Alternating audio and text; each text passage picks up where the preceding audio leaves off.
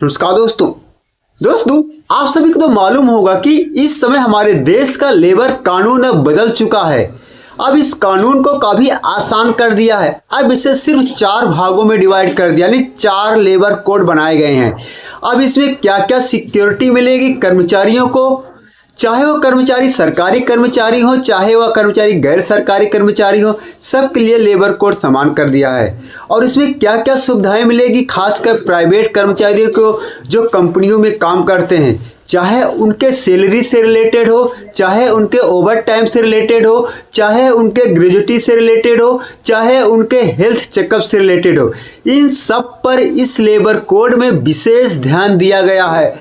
यानी आपको बहुत सारी सुविधाएं मिलेगी। तो चलिए आपको उन 4 लेबर कोड के बारे में बताते हैं, क्या क्या सुविधाएं मिलेगी इसके जरिए और क्या फ़ायदा होने वाला है इस लेबर कोड से, यानी जो नया कानून आया है। और इस पे हमारे देश के प्रधानमंत्री ने भी ट्वीट किया है, आप यहाँ पर भी देख सकते हैं, सत्यमेव जयते उन्होंने भी एक ट्वीट डाला था, ट्वीट करके संबोधित किया है। और हमारे देश के ही लेबर मिनिस्टर मनसुख मंडाविया ने भी पोस्ट करके बताया, आप देख पा रहे हैं कि पोस्ट भी यहाँ करके दिया है। अब इस पोस्ट में आप यहाँ पर देख पा भी रहे होंगे और मैं आपको डिटेल में आपको बता भी देता हूँ क्या लिखा है, जिसमें लिखा है सभी कामगारों को समय से न्यूनतम वेतन की गारंटी दी जाएगी, यानी सभी को टाइम से सैलरी मिलेगी इस कानून के तहत।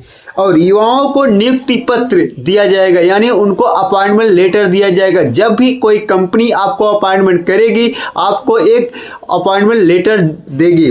उसके बाद महिलाओं को समान वेतन और सम्मान की गारंटी मिलेगी और 40 करोड़ श्रमिकों को सामाजिक सुरक्षा की गारंटी दी जाएगी।